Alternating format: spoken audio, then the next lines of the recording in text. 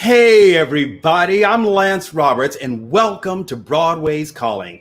Every week we pull back the curtain and find out how your favorite Broadway stars finally got the call to be in their very first Broadway show. It only happens once, but every star has a story and we're gonna find out what it is. Well, today it is our 10th episode of Broadway's Calling and we are going to royally celebrate with not one, but two of the brightest young stars working on Broadway today. They have both portrayed real-life royalty. Drama Desk winner Jose Llana played the king in The King and I. And Theater World winner Christy Altomare is Broadway's Anastasia.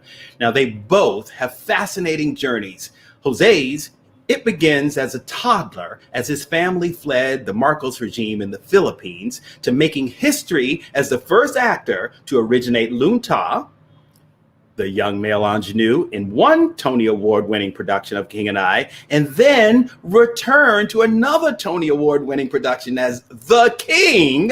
There he is with Laura Michelle Kelly out on the road. Now, for all of you Broadway trivia fans, if you can name the two original stars with Jose from the 1996 revival, I'd love for you to put your answer into the chat, and we will celebrate you on the screen. Now, Christy Altomare, she has made a name for herself as the go-to ingenue. She was Broadway's original Anastasia, which many of you know. I know there are lots of Christy fans here today, and welcome. And she was about to star when we shut down all of Broadway in a new production called The Wanderer. And it was the story of Dion DiMucci of Dion and the Belmonts. Oh, wait, hold on. I hear the sirens, but I guess they're announcing, it seems, we are clear to show you a short preview of the workshop production. It was open. So our tech producer will get that loaded into the broadcast and we'll share it with you when Christy comes out. So stay tuned. Oh, that's very exciting. Hey, the show is live and we have Julie Garnier as our tech producer to upload content during the broadcast. So if you have any cool stage door pics on your phone of Christy or Jose, just send them to our email and we'll try to get them onto the live broadcast. And our email is broadwayscalling@gmail.com. Just Broadway's Calling, one word, no apostrophe, broadwayscalling@gmail.com. Julie, she's at the command station to also help us with technical difficulties. And I'd like for you to come and meet Julie because we have another surprise for you today. Julie, come on, pop on in to our 10th show anniversary. Yay! Yay! 10, we made it to we did 10. 10. And you still look like you're fresh from the first episode. Oh, thank you so much. You do too, mister. I keep it real. Well, I know we don't have a lot of time because we have, lots of great surprises and great stars today. But I know you're a great tech producer, but you also are part of a little group with a dear friend of mine who a lot of people will recognize her as Mr. Belvedere's mom. But she was also the second Sandy in the original Company of Grease. But what I love about her, and we became friends out in LA, was when I was a kid, my mother took me to my first Broadway preview. And I thought, oh, only special people can go to previews. I didn't know they were just open like every other show. And I'm like, we're going to see a preview. And we saw Cy Coleman's I Love My Wife. And it was fantastic, and it was a great show. The lead was Lenny Baker, and James Naughton was in it, Joanna Gleason, and ladies and gentlemen, our star, Broadway's Calling, Eileen Graff. Yay! Welcome. Oh my God, it's Mr. Belvedere's mom. Mr. Belvedere's mom. Do you know how old that makes me to be Mr. Belvedere's mom? But oh no, you're not Mr. Belvedere's mom. Mr. Belvedere. I know. I love that. I get that all the time, and I always say to people, that would make me about 150 years old. I know. Oh, and you still look like Sandy right now. I love it. Thank you. Oh my! I love going to previews also, and I think your mom did you a solid by taking you to a preview because there's always that little bit of craziness in a preview. You don't know if the bed is going to come in on time. You don't know if it's your song tomorrow. So there's a certain energy at a preview, and I'm glad you got to come to one. Oh, it was so exciting, and it was one of the funniest shows, and I really did think, oh, we're so special because we had a preview of a Broadway show. I didn't know they let normal people in. I really did not, and I grew up here in the city, and I still didn't know that, but that was great. What I'm really excited about is that you guys have been having a little lunch during the pandemic. Did it happen before the pandemic, or it was during the pandemic that you started your Chickie Lunch?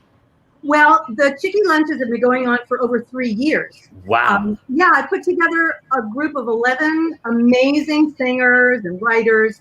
Just there we are. Yeah. I felt like I wanted to hang out with these women. I thought they were. And so we've been lunching monthly for 3 years plus until the pandemic came, and then we've been Zooming lunch. And we had, from the beginning, been urged by many people to do a concert together. That was nigh unto impossible because everybody works. Julie's on the road to come from away. Lisa Broman is concertizing in Germany. Valerie is in Maine. It was impossible. And I think maybe, Julie, it might have been you that said, we are all here. We are together now. So why don't we try to do something online? And with Julie, as the brilliant tech guru that she is, she said, don't worry, I'll do it. I'll do everything. So we said, oh, okay. That's how it happened. And we managed to find a date that everybody was available. And Julie is handling all our technical stuff. We've got an executive committee. We're organized. Everybody's singing songs. We have group numbers. And we're so excited. Well, I'm very excited. It's going to be next Saturday, and all of the money, much of the money is going to the Actors Fund, which they have given out, I think, like $13 million or something. It's a huge number. And so all of these things that we can do as performers, to help raise money can really help people as we go into a very dire situation. They're saying Broadway won't even open for another 6 months, but Broadway encompasses everything. It encompasses all the live theater all across the nation. So there are lots of artists, and I'm not just talking actors, I'm talking musicians and stage crew people and wardrobe people and ushers and box office people, all will be affected.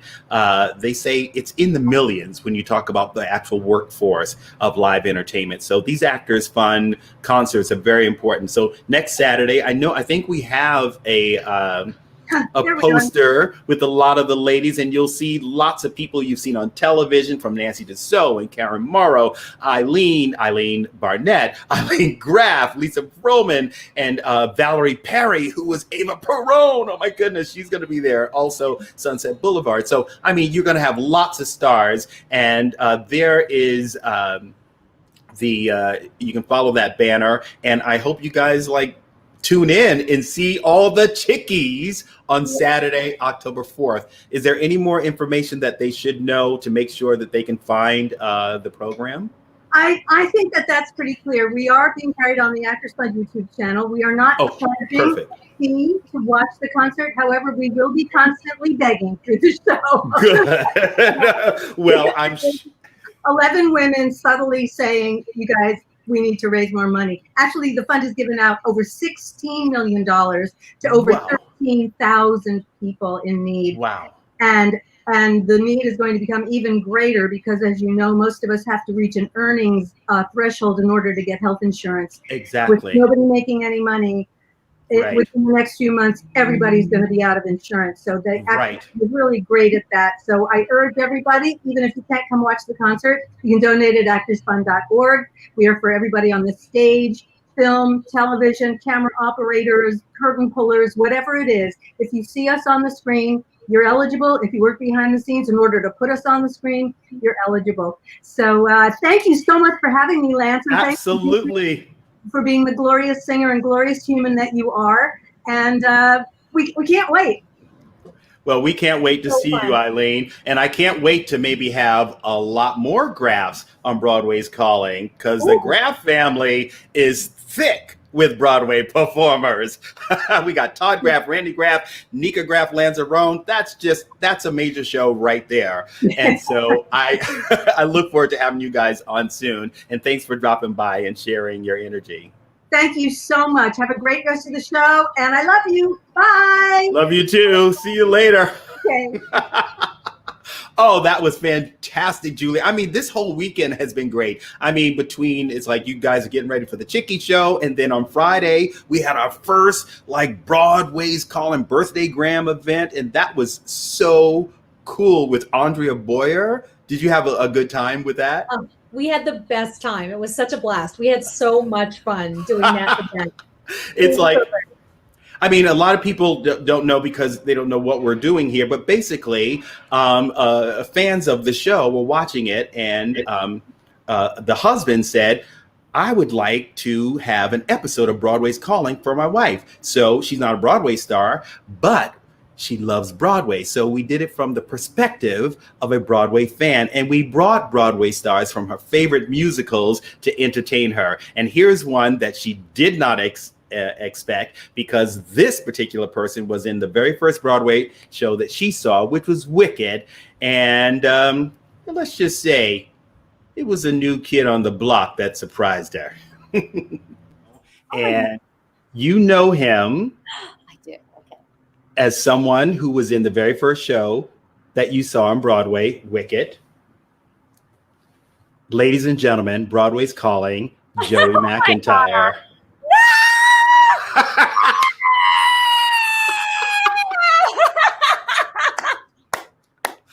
So, Joey. He's on mute. You're on mute.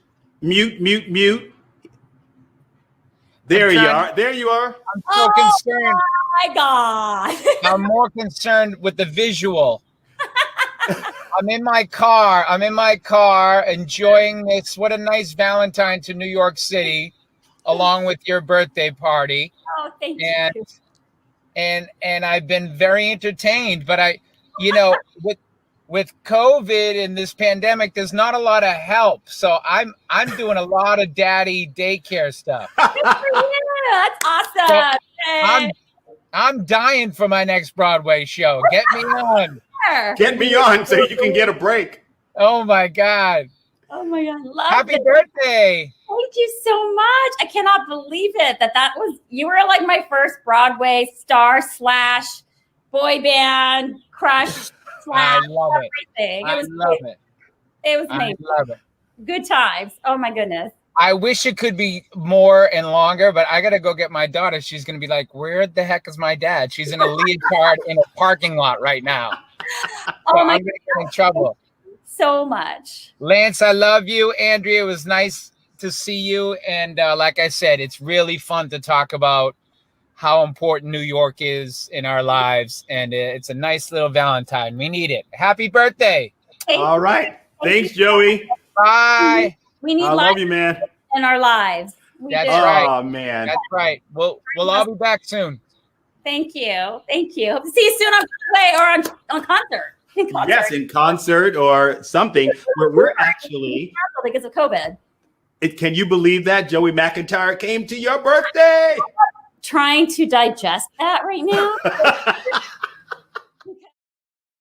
I'm sure she's still getting over that. And well, we can do that for anyone who has internet and a dream. That's right. I have a surprise for you, Lance. I don't know if you remember. My favorite moment of the party was when something was revealed toward the end. And your reaction to this reveal was so awesome. I just took a little screenshot, not a video, because I just want to quickly show what happened when they brought the cake out. You guys know my God. Our logo at the top. They designed a cake with the Broadway's Calling logo on the top. That was amazing. Fireworks at the top of the cake. It was amazing.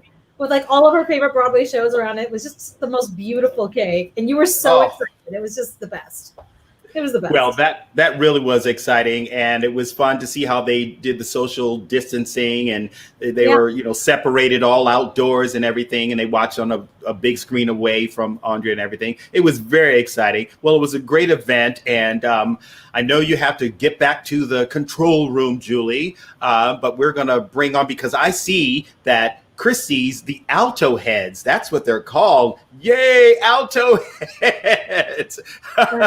So, Julie, get ready for pictures from the alto heads. And we'll see you already later on. coming in. I've already got a bunch of Okay, photos. well, we're going to have to put them up I've got soon. some work to do, but before I go, if anyone's interested in doing a birthday event with us, all you have to do is email us at broadwayscalling@gmail.com, and we can get you more information.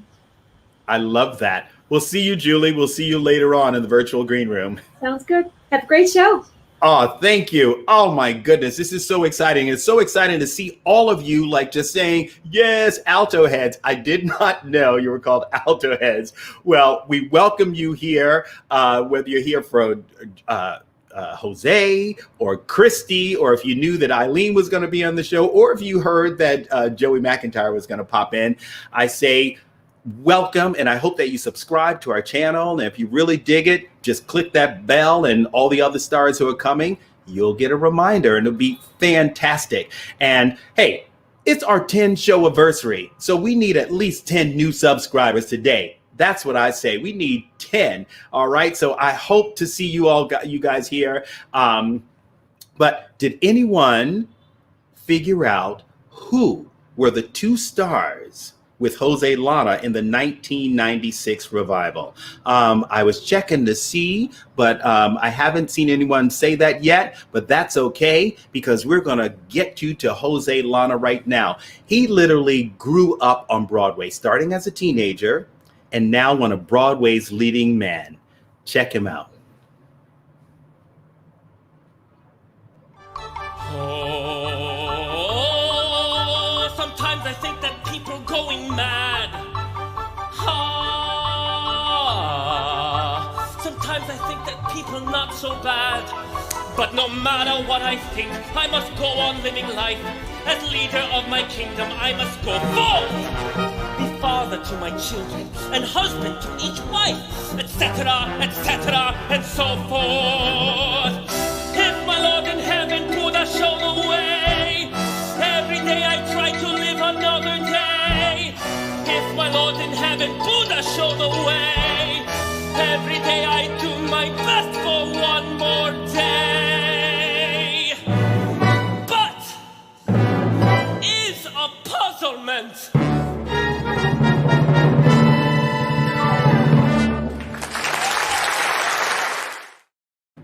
Ladies and gentlemen, Broadway's calling Jose Llana. Hello. Hello, welcome, Jose. It's a puzzlement. Oh my God! It's like every time I know all of my fellow theater people, and I know, Lance, like when you see yourself performing on video from some past show, like all I want to people like this. I'm like, no. What were the choices I made when they told me they were shooting B-roll?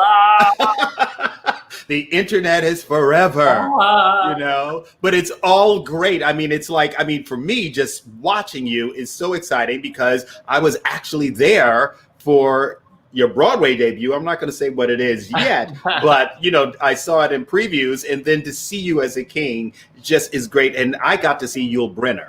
Yes. When I was a kid, 3 times. Wow. You know, with the best bow ever. And it's like, I think you're in a long line of great kings. I mean, you were fantastic in the show. It was so great when you came in Lincoln Center before you took the national tour out. Yeah. So, I mean, just great. I mean, you literally have done like leading men, character men. You like go back and forth. I mean, you got Chip in Spelling Bee, the original Chip, and with okay, close your ears, people, because I'm going to say a word. He sang his famous song, Chip's Lament or My Unfortunate Erection. It was about a kid, so we had to say that. But also, I saw you in a show, it was short-lived, but it was a lot of fun, where you got to play a version of the Cheshire Cat in Frank Wildhorn's Wonderland, where you were El Gato. That was so much fun. That was all fun. Just soaring as a romantic lead, though, in King and I. And then I didn't get to see this, but I know you did it early on in its run on Broadway when you got to play Angel in Rent. Yes. There you are with Michael McElmore. Mr. Michael. Oh, my goodness. Thank God he's tall, because in those heels, I was about 6'4". I bet you're a big angel. I was literally the biggest angel, I think, in every company before me and after me. Wow. It's my first costume fitting, and they're like, "Ooh, you're a big girl." I'm like, "Oh yeah, you're a big girl." Well, he was tall, so yeah. But there was nothing that compared to just coupling you in the great Lea Salonga. Wow. In Flower Drum Song. Oh my God, look at that. Just glorious. And I mean, now, this is between you and me and a few people on the internet, I guess. Okay. But Flower Drum Song was my senior year of high school was the musical. And I went to high school with Donna Murphy. And I don't know if you ever put those two together, but it was our senior musical. And it was in a completely Caucasian school. There was a program called A Better Chance, and I was part of that. And there were 9 of us who were African American and Hispanic. Well, they figured that me and Donna were going to be, one of the leads in the musical, and they were like, "Oh my God, we can't have Black people and white people together." So I guess our drama teacher decided, well, we'll just change their race and no one will notice. And so I was also Wang Ta. You and I we're the same type. I just want you to know that. Yeah. I love it. Oh my God, I love it. I will, in this day and age, we have so many Asians and Asian Americans, to do the great roles like the King. So I've always wanted to play the King. I now have the King's head, but that ship has sailed. I want to play Cole Housewalker, and there you go. That will never happen, and that's okay. And it's okay. It's okay for now. Maybe we'll get to a chance where people will know it's a suspension of belief, and we will just tell stories. For now, we're just gonna level the playing field. And that's it. Yes, and we're glad that we have you as a King and great actors.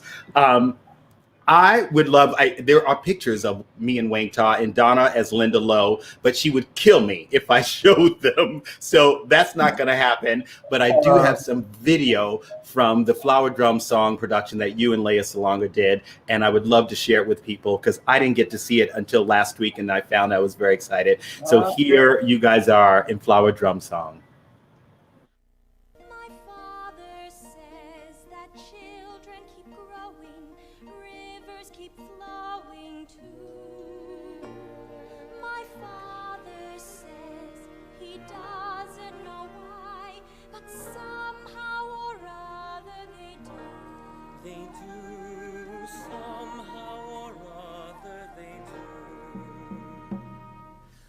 $100 million miracles. 100 million miracles are happening every day, and those who say they don't agree are those who do not hear or see. 100 million miracles. 100 million miracles. 100 million miracles. 100 million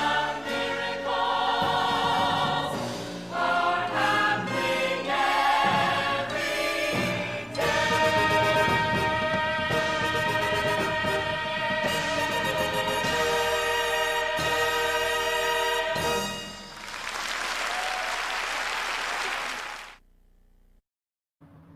Oh, what is it like seeing that again with you and Lea Salonga? I mean, I wish this to everyone, that if they're able to co-star in a show and play opposite like your childhood idol, the way that I was able to do with Lea Salonga. I mean, but before Lea was Miss Saigon, you know, she was a child star in the Philippines, and I had her albums when she was 10 years old, a small voice, you know, and I would sing along to it, you know, and then Miss Saigon hit and she went global. And and so as a young Filipino American growing up in America, like she was it. Like I was in high school when Miss Saigon happened, and when I got to New York, and then, you know, suddenly I hear that the show is happening, and I auditioned for it, and she's at my final callback, and so that whole experience was just mind blowing to me. And I bet. And to work with Rogers Hammerstein after, you know, the first time, and with Mary Rogers, who was very much, and Ted Chapin, who were very much my kind of like grandparents in the beginning of my career. Oh wow! It was a special time. And Flower Drum Song, that cast, we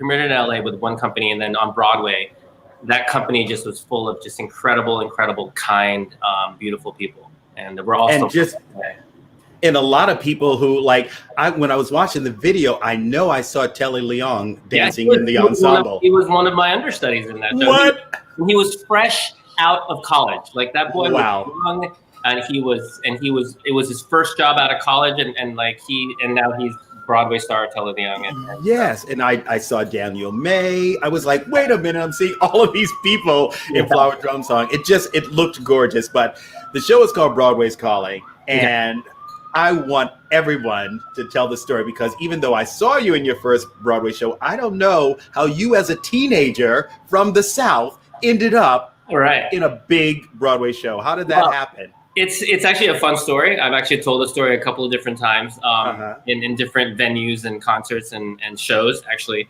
So I was a freshman in college here in New York City. I was a freshman at Manhattan School of Music, a conservatory uptown. And I had just booked my first summer job. I was doing The King and I at the Mill Mountain Playhouse. You know, and I was very excited to work at, you know, non-equity. And someone at that audition said, well, you're going for the Broadway production, right? And I said, I didn't know. And so I picked up a backstage, and I saw that they were having an EPA, which I couldn't go to because I wasn't union. And someone told me, like, you know, they see people at the end of an EPA if you go and you wait all day. They'll see non-equity people. And so I cut class. This was in March of my freshman year of school, and packed a lunch and decided I was going to wait all day. And around lunchtime, someone didn't show up for their time slot. His name was Robert something. And no one was there, so I raised my hand and I put my bag in. And this is really, really early in the casting process. This was in March of 95. So it was just Jay Binder's associate, just one person in the room and the accompanist. And he looked up and he's like, great. What are you gonna sing? I'm like, well, I learned the song from the show, one of the I Dreamed. And he's like, sure. And he's writing on this guy's resume, and he's like, yeah, so you're gonna get a call back in a couple of weeks. And I'm like, beginning to sweat, and I start I'm like crying, and I'm like, I'm sorry, sir, I'm a freshman in college, and I just came for the experience, and I'm not sure. And I'm literally like hyperventilating, and he flips over and he's like, nope, that's not you, is it? And I hand him my picture and resume, which is basically nothing. And he's like, well, you know what? Give me that, and we'll give you a call in a couple of weeks. And I thought I was gonna get arrested or something. But because I didn't know any better. So that was March, and they called me back for the entire. That was very early in the casting process, and midway through the summer. I didn't know any better, but they kept bringing me in, and they kept matching me up with girls, and I would sing with this girl and sing with that. I was basically like a free reader, basically. And so near the end of the summer, and they also introduced me to Joan Lader. She became my voice teacher at that point. And by the end of the summer, they offered me the job, and it was the biggest dream come true I could possibly imagine. So I was 18 when I booked it. Yeah. And there you were in The King and I. Oh my goodness. Well, you had the perfect amount of innocence, and we have you as 19-year-old Jose Llana in The King and I. We kiss in the shadow, we hide from the greetings of you and over to sing.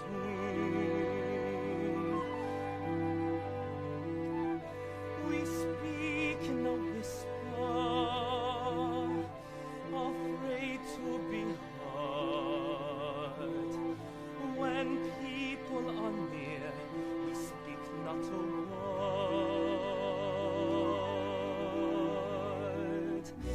Alone in our secret,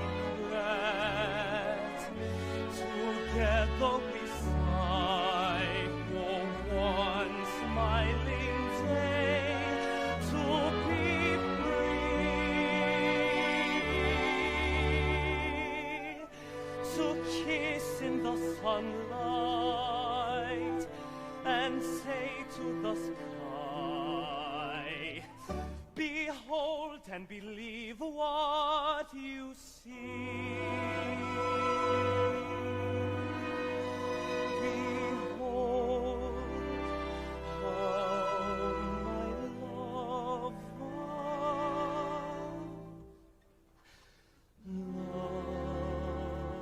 loves me.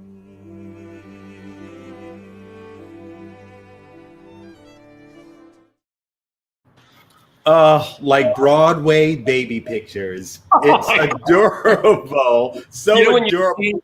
you see younger versions of yourself, you just want to like reach into the screen and like hold him by his shoulders and like say, relax, everything's gonna be okay. That was so like, I mean, you know, when you're in your first job and you're so young, I literally thought every day I was gonna get to work and there's gonna be someone in my dressing room saying, all right, we found you out, you're a fraud, get the hell out of here. Right, of course. And I was so I mean, it was why I think I was well cast in the part. I was just a ball of naive energy. Yes, it was perfect. Hurtling myself forward, not knowing, and hoping that I was going to land somewhere. And that's very much who my lunta was. My lunta was just a ball of energy and youth and kind of ignorance and also just like budding sexuality of like, I don't know what it is, but here it is.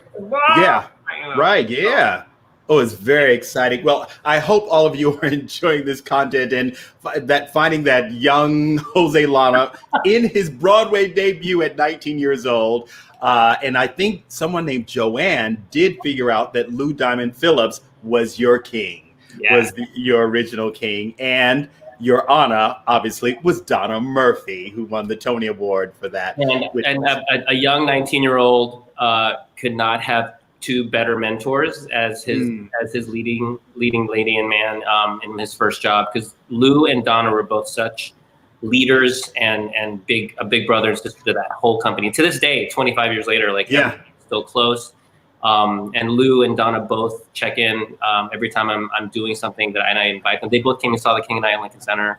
Yeah, and it was just lucky me that. It was a lovely company, because I've seen like how Donna, like some young, they're not young, they're like in their 30s now, but they were like the little babies, right?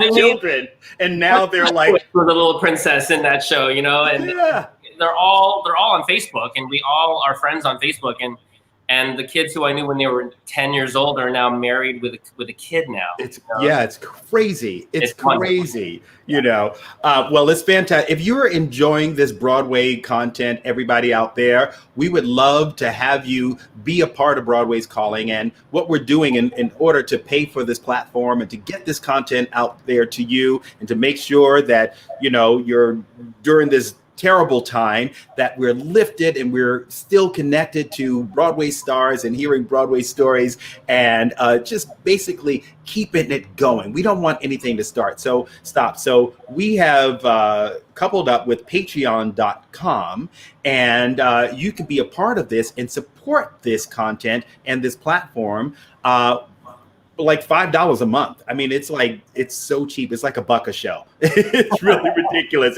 I mean, now if you have $100 a month, there's even more perks that go along with that. But we know people may not have a lot of money, but it's great because if we have 1,000 people, $5, all of a sudden 5,000. And like what you saw earlier with the Broadway birthday gram, we were able to hire Broadway performers because of the money that has come in, which is fantastic, you know, because like I said, there's no work for a minimum of 6 months, maybe a year.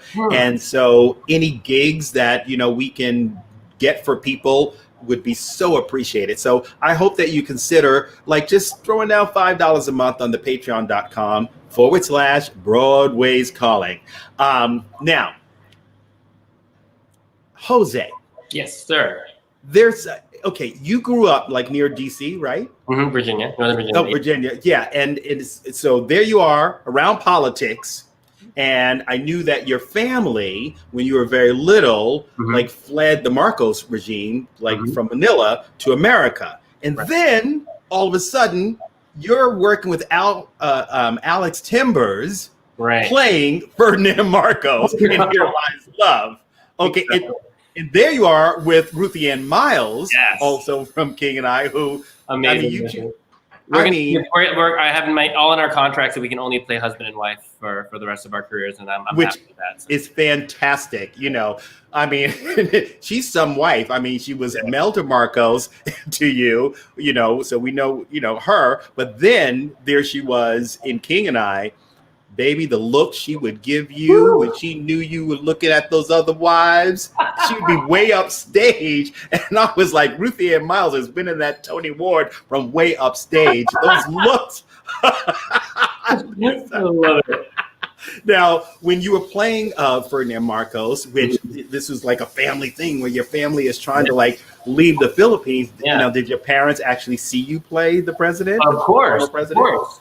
I say this with when I first heard that the Public Theater was doing a workshop of a show written by David Byrne, and Alex Timbers, because I was a massive fan of Alex's. So I was dead set on going in and playing Ninoy Aquino, because my parents will be so proud that I'm going to play the rebel who fought against Marcos regime. Right. And I went in there and I sang a song, and then I saw they were excited to have me in the room, and then they were like, "Can you take a look at the material for Marcos?" And I was like, I could feel the blood drain from my face. I'm like, sure, okay, And so I walk out of the room, and and the thing is, when I got offered the part, I called my parents and I said, "Hey, I'm doing this workshop of this new show, of a new musical, and it's about Imelda, and I'm playing Ferdinand." And I hear the silence over the phone. They're like, "Okay," and I told them, I said, I know that they're going to be respectful to the material, and that our job is to tell the story of what happened so that people can remember and move from history, and I think that was what was important. I think if people came and saw the show, you fully understood that we weren't glorifying you're just telling the story. We're just telling the story, and it's an important story to tell because it's happening again around the world. When you start, acting like a dictator, putting doubt in the judicial and in the voting system and in the press, then they did the same thing. Same things happen. So I think my parents were proud that we were telling the story, that there was a wider American audience that knows more about Filipino history than Imelda's shoe. Because my generation of Americans, anyone who's my age, all they know about the Philippines is Imelda's shoes. Same here, yeah, exactly. That was the only thing that the press really clung on to. But I'm really proud of the show. I'm really proud of the piece and the friends that I've made on it, especially Ruthie and David and Alan and Conrad, and so it'll always be interesting to respond to the Here Lies Love. The Here Lies Love family is still very strong, especially because we're mostly Filipino, so we're loud and strong. So. Well, it was a beautiful show. It was a great show. I know they worked on a proscenium version, so I hope that does, when we're back and running, that's on the docket and it comes back. Yeah, right now my table's wood, so I'm knocking on wood. Yes, knocking on the wood. And there is a CD that if people want to check it out, it's great, up-tempo music, lots of fun. Is there anything that's coming up that you want to tell your fans about, or website that you want them to come to, or anything? You know what? What I just want everyone to know is that November 3rd is around the corner. And if you can vote early, please vote early. Vote now. If you can, mail in that ballot right now if you've got it. And if you can vote in person, do it as well. If you can vote early, if you're in a state that can vote early, please do it now. If you can volunteer, do it. If you want to work in a poll, if you want to work on election day and the whole week or two leading up to it, look into that, because you can actually earn money doing it. Right. Everyone's at work right now. If you were really strapped for cash, go work at a polling place, and you can make money while you helpful to make sure that this election goes through and we vote Trump out. And that's great advice. Yeah. Absolutely great advice. So, and you people, you heard it from the king. Exactly. That's the king. And we really, I love that you got to come on the show. Thanks We've been for waiting for a while for you to come on. And thank you for giving all of us a way to connect with each other during this really difficult time, and doing everything you and Julie and what you're doing. And it's an absolute joy and an honor to be a part of it. Thank you. Well, thanks so much, Jose. We'll see you soon. All right, buddy. All right, ciao. Oh my goodness. Oh, well, that was just half of our royal presence, because we have the Princess Anastasia coming right up. But I hear that there are a bunch of photos from fans of Christy Altomare. So let's put them up on the screen. I want to see some of these photos. Oh my goodness. Christy in her dressing room, Christy at the stage door. Oh, wow. Lovely pictures. Just beautiful. And I was talking about, stars coming out the stage door. And I remember going to see Christy myself, and we were talking backstage, and Vicki Lewis had gone into the show then. And even after we were backstage talking for like 40 minutes, Christy went out and she still signed every single autograph, took pictures with everyone, and she's one of Broadway's just best stars. And I tell you, she really is the one and only Anastasia. She truly is. And there's this beautiful picture of her out in front of the theater, which I think, oh, there it is. It's so glorious.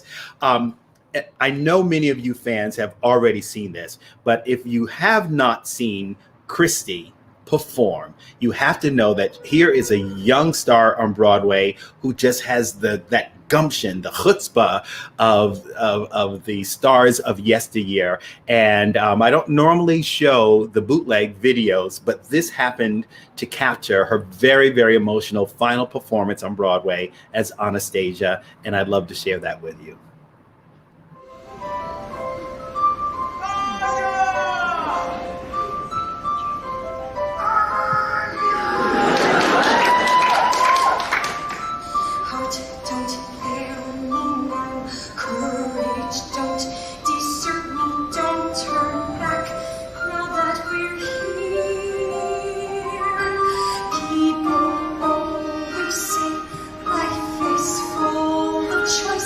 No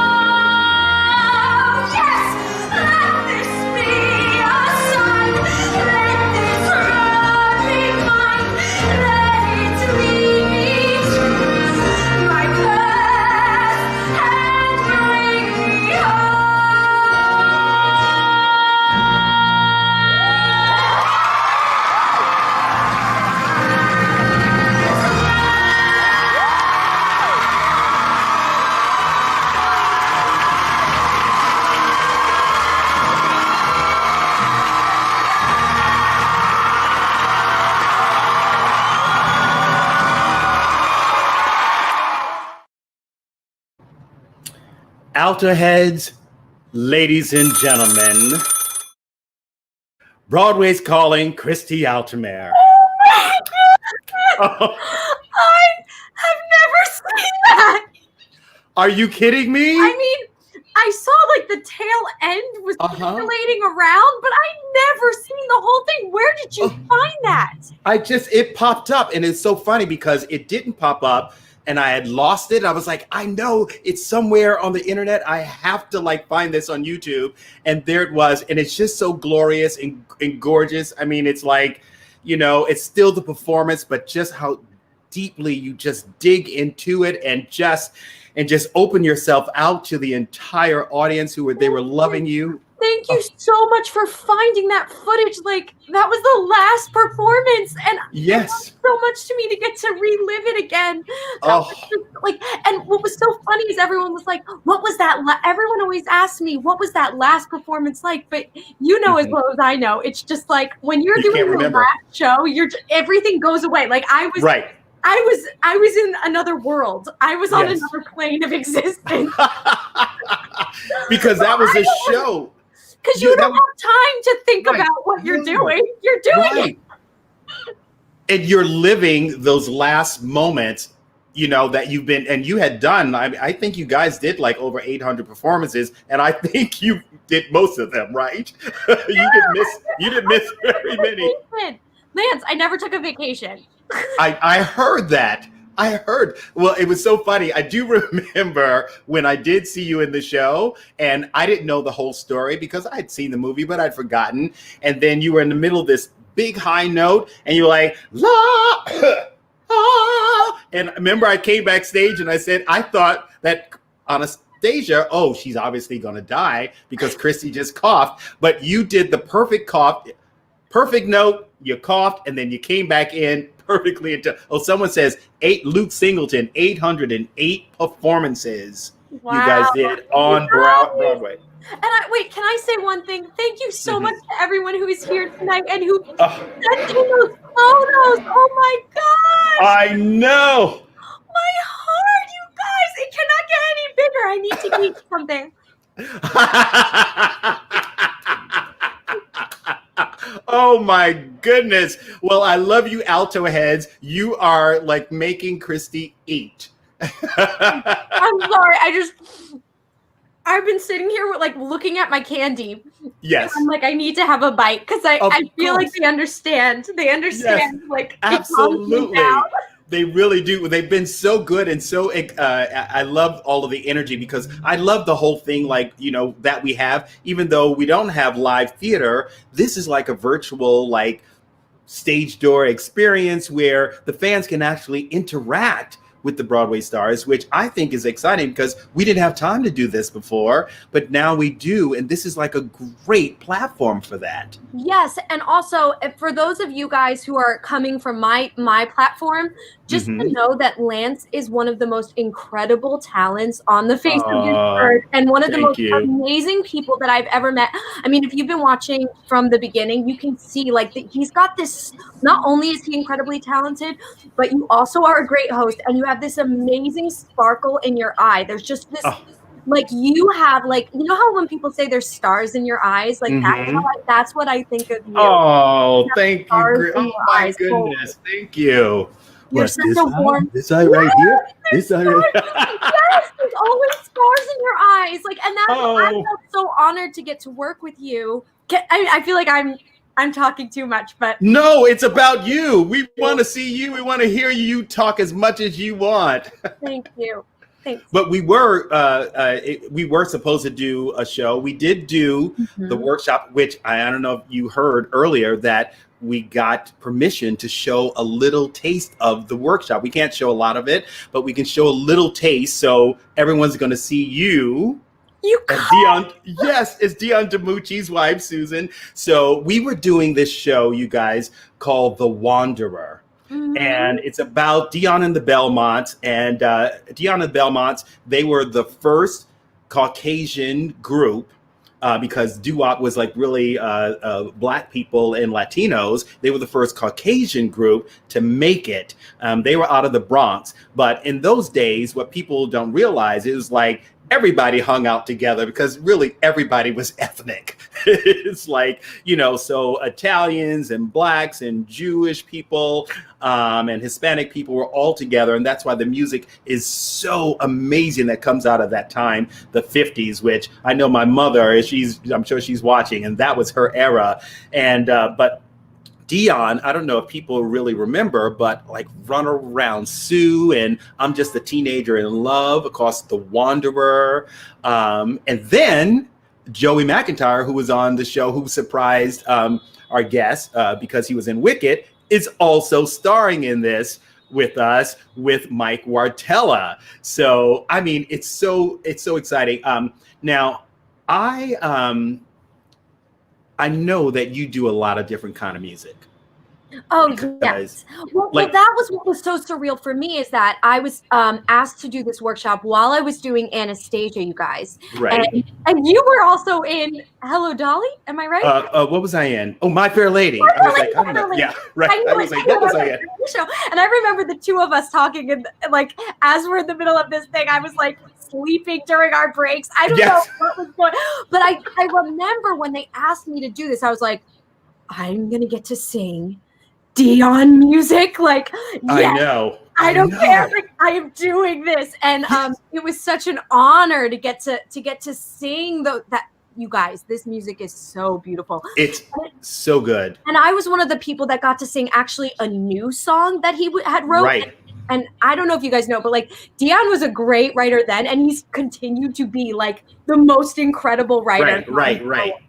Like unbelievable songwriter. And I got to sing one of his songs. And I'm a songwriter myself. So I was so freaking out that not only did I get to like be involved with this show, but I got to be surrounded by Dion, and Dion actually gave me a guitar at the end of the workshop, and he signed it. It was surreal. I could not believe it. And I like still have that guitar, and I treasure it to this day. I've written some songs on it. Wow. And one of my songs that I wrote is going to be on my new album. So I'm very goodness. Well, we're very excited about the new album. And if people want to know more about Dion, I mean, basically, he's in the Rock and Roll Hall of Fame. But the coolest thing about him, and it sort of plays into our show, and what affected him is that he was supposed to be on the plane when they say the day the music died, when the Big Bopper, Richie Valens, and Buddy Holly all perished in an airplane. But Dion had given up his seat to Richie Valens because Richie had a cold. And it was like, why don't you go into the plane? And so you can get there quicker. And he's part of rock and roll history, and it's in the story. And I know we're supposed to start at Paper Mill Playhouse. Hopefully next year. We don't know. We'll find out. Everything's. You have to just keep on Christy's Instagram, because I know you'll update everyone as soon as we get the word. It'll be exciting. But what we really want to know is about, how did you get the call to actually be on Broadway the first time? Oh, yes. Okay. Because Broadway is calling. Yeah, baby. Okay. Wait, the very first Broadway show? Very first Mamma Broadway. Mia? It was Mamma Mia? Mamma Mia. Yes, it was. Oh, my gosh. In the starring role, you were Sophie, right? Yeah, I was Sophie. I actually am not sure I remember the actual call for that one, but can I tell you the story? Uh-huh. Okay. So I always wanted to play Sophie in Mamma Mia my whole life. Like I've always, ever since there was a Sophie in Mamma Mia, I wanted to play this role. And so I remember when I booked Spring Awakening on tour. Yeah. I was on tour going from city to city singing, "What's the name of the game? Doesn't mean anything to you." Like singing all of Sophie's songs, to the point where Auntie Manda was like, "Christy, we get it. Like, you want to play Sophie." Right. And I'm like, someday. And I had gone in to play Sophie while I was on tour, and I was in LA. I had auditioned for Sophie on Broadway, and they said that I was too emotional because I was playing Venla. So during, Spring Awakening, who's dies of an abortion, I'm crying on stage every night. And so there's one scene that Sophie has to sing, or Sophie has to do with Sky, where they're not sure if they're going to get married. And I went in and I was like, Sky, like, we're not going to be together anymore. And I had like tears streaming down my face. And they were like, this is Mamma Mia. Like, I was like tears, and I was like, we're not going to be, not that, but you know what I mean. I was crying. Right. Mostly crying. And then, so then when I was doing Carrie off Broadway, I was doing it with Andy Mientis, and I get this call to audition. Not even that I got it, but just to audition for Mamma Mia one more time. And I was like, Andy, I'm going in again. I'm not going to cry. I'm just like, I'm going to do it, right? And so I go in. I got my friend Olivia Ogama. Do you know her? Of course. I love Olivia. Okay. So she did it on Broadway, and we spent the whole day together finding the perfect Sophie outfit. We couldn't find a skirt. So we ended up like going to one of those. I don't know if you remember. Was it called Rainbow? You know that place on. It was on. Oh, the store with the inexpensive clothes. Yeah. Right. Yeah. We went into a Rainbow, and we found like a white, like long, flowy down to like your feet dress. And we ended up. I cut the top. So it was like a white skirt that went all the way down to my feet. Right? So a white skirt, right? Ish, and I got this light blue top that was sort of flowing, and like Jesus sandals, and I went. It was basically a costume. I was just like, I'm getting Sophie. So I go, I do my best, right? And then I found out that I booked it, and I flipped out. I went backstage, and I was like, Andy, it happened! It's fine. Oh my God. And he was laughing because he knew how badly you wanted to be Sophie from Spring Awakening days. Yeah, and it just made your Broadway dreams. Now, when you were mentioned Andy, and then the picture of you from Carrie is actually with Derek Klena, yes, who you also starred in Anastasia with. And it's funny. I mean, okay, I don't know Derek Klena. I mean, I've seen him, but because I lived in Los Angeles for so long, so many people know Derek Klena. They were like, when is Derek Klena going to be on your show? And it's like, whether I know him or not, I'm going to have to put him on the show because he'll do it. Let me see if I have some. We'll have to get him on because I'm telling you, everyone in LA wants Derek Klena on the show. I can't tell you how many people, I'm sure people in New York too, but my friends in LA are like, you work on Broadway? Derek Klena works on Broadway. Why isn't he on your show? Literally, people, it's like Derek Klena and Tay Diggs are the two people that people keep saying, I need to see those people. You gotta tell him it's only been 10 episodes. Right. It's coming. Right. It's coming. Well, before we run out of time, I did want to show that exclusive video that the producers of The Wanderer let us show, just a little snippet. It's so... it is an open rehearsal, so it's not fully produced. It's just, singing for Dion so that he can see us. And so, there's our main man, Dion. Oh man, he is like, I love this guy so much. I mean, just literally rock and roll. You guys, he has a new blues album. Just check it out. He's like the real deal. He just lays into the music, y'all. It's just like, you go, this is the real deal. It's the real deal. It's on another level. It's on another level. Really, really is. But here is a little of the Wanderer workshop. Susan and I have been married 55 years, and we're watching this play. Here's my story, it's sad but true. It's about a girl that I once knew. Gotta tell you that the original feelings that I had for my wife when I first met her, this scene evoked every bit of it in me.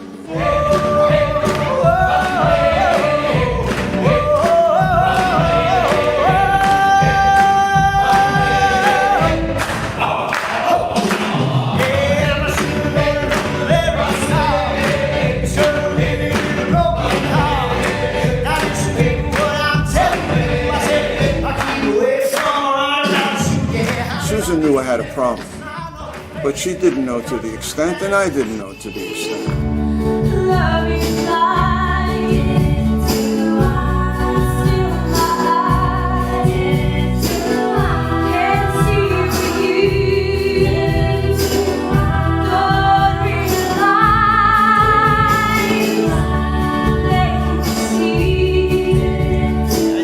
ahead, Sue. Doctor said you did one heck of a job on yourself. I know I ain't easy. I know. I got a lot of problems. I know. You know. I know everything. I know everything. I know everything. Oh, so no man can see deep inside, and I won't ever let You promised me. See, I'm your husband now. You're my husband. And look what I married. A junkie. Can things change? Things don't change. You do. Love is blind, but still I. She couldn't fix me. No one could fix me. Oh, is it? It's so good. It's so good. I just want the world to get to see it and to see the beauty of this piece of art. It's so beautiful. It's so beautiful. I'm very, very excited. And if you guys are, digging this like exclusive content, I will keep bringing it to you as long as we have the support, because that's what we need, in order to keep doing this, pay for the platform. And, so if you can just throw us a $5 over at the patreon.com. Like I said, it's $1 a show. All right. That's like a penny a minute. Yes. I mean, it's so I hope that you consider this because we really need your support. And it's lovely to be here with all of these stars. I don't know if you got to see any with Jose Llana, where, he was like 19 years old in King and I, and then now he's the king in King and I. I mean, it's like showing his full career, and there's like really no place where Broadway stars can really be profiled. There's nowhere on television or on the internet. There's like these little snippets of interviews, but here we're trying to like really profile, the people in 20, 30-minute intervals. And I'm so excited that you were able to come here. And I'm very excited about your album. That is going to be so exciting. I think that's going to be really, I'm freaking out about it too. It's so fun. I'm producing it with my dad, and it's going to be so amazing. It's been so much fun working with him on this, and he produced my last few albums, actually my first two. And I've basically, my songs I've been writing for the last, it's been 10 years since I've come out with an album. So wow. These are procured my favorite songs together in one. Yeah. It's amazing. Oh, yeah. I love it. I cannot wait. So many people, a friend of mine, I don't know if do you know Laura Benanti? Of course, yeah. Oh, Laura Benanti. Laura Benanti, she was our second Eliza Doolittle in My Fair Lady. She won the Tony Award, of course, for Gypsy. Well, Laura's actually going to be here next week. And I don't know her, but I'm a fan, a huge fan. There she is with her crown on, because it's a royal day, our 10 show anniversary. So she had to have a crown on today too, of course. But Laura just dropped an album too on Friday. So it's like, this is very exciting. It's like people have the time to actually produce art. And this is what's exciting, and it's thrilling. And I'm so glad for you. I was recording my vocals and I was like, oh, I'm in good voice. Yes, right. You've sung 5 concerts and you're like, okay, I can do this. Right. Well, you are a true princess, and we have a picture. This is my favorite picture because it goes with our Broadway's Calling blue glitter. It's you in that blue dress, and I love. So pretty. I know. It's absolutely magical, and I know Linda Cho, who did your costumes. I know it was an homage to the film, and it really it's so stunning. Now, before we leave, I do have one more video of you, Christy. What? I have one more video, but and we'll take everybody out, and then the show will be over. But I just wanted you to have a chance before I show this video. It's something you've seen, but so it's not anything like hidden, but it'll be exciting for everyone who didn't. Where are you finding this footage? I know, it's so great, but it's something for people who haven't seen Anastasia, or have you seen Christy? You can get sort of the best scenes of the show. But I wanted to know, Christy, did you have to say anything to all the alto heads? I didn't know they were called alto heads, which I love the alto heads. I love you guys so much. I hope you're all doing well during this crazy time, and I hope this could bring a smile to your face. Please support actors, support this awesome show. This is so cool. You have to support this. Thank you. Please remember to vote, and soon my album will come out, and I'm just so grateful to have your support and your love during this time. And fingers crossed, we're all going to be on stage very, very soon. All of us. Yes. And until then, we're going to show you a little of Christy on stage. But for now, I say stay safe, stay connected, and keep a little Broadway in your life. I'm Lance Roberts with our guests, Jose Llana and Christy Altomare. Later. Dancing dares, painted wings, things I almost remember, and a song someone sings once upon a December.